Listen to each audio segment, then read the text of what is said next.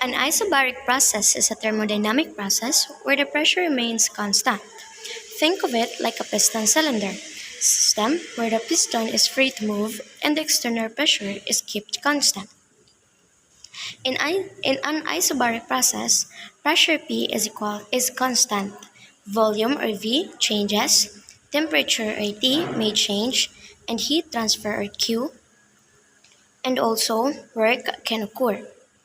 The work done, or W, in an isobaric process is given by work is equals to pressure times absolute volume.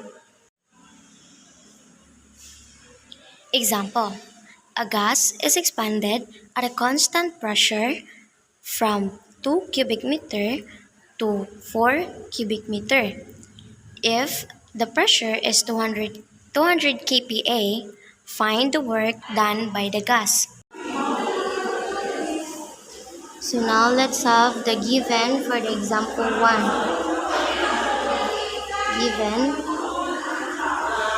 for our volume 1 or our initial volume, which is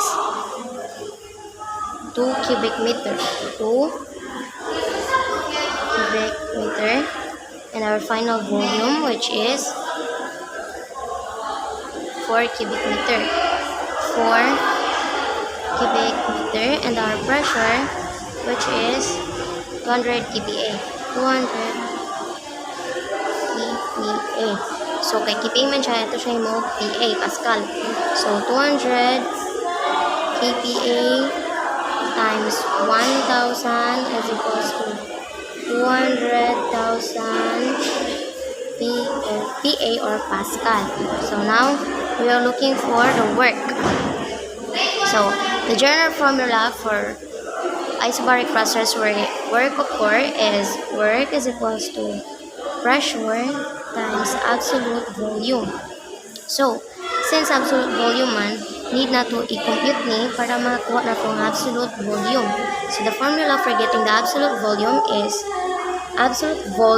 equals to V2 minus V1. Then substitution is equals to V2. Our V2 is 4 cubic meter. So 4 cubic meter minus 2 cubic meter, which is our V1. So absolute volume is equals to 2 cubic meter because 4 minus 2 is equals to 2.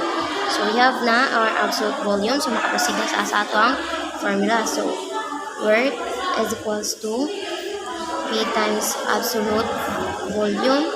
So wherein work is equals to our pressure is 200,000 Pascal. 200,000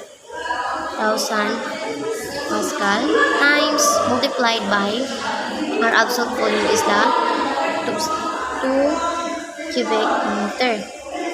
So work is equals to 200 times 2 is equals to 400,000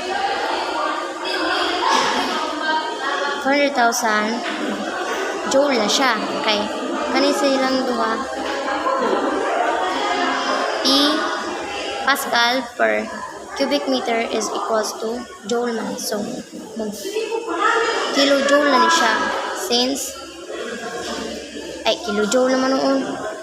So 400 so Pascal per cubic meter is equals to joule. So we have here is 400 joule.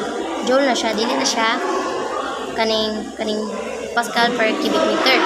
So since nakuha man siya, mo na to siya kilojoules. Ano siya? Work is equals to 400 kilojoule. So we have the result sa atong computation sa atong work is equals to 400 kilojoule.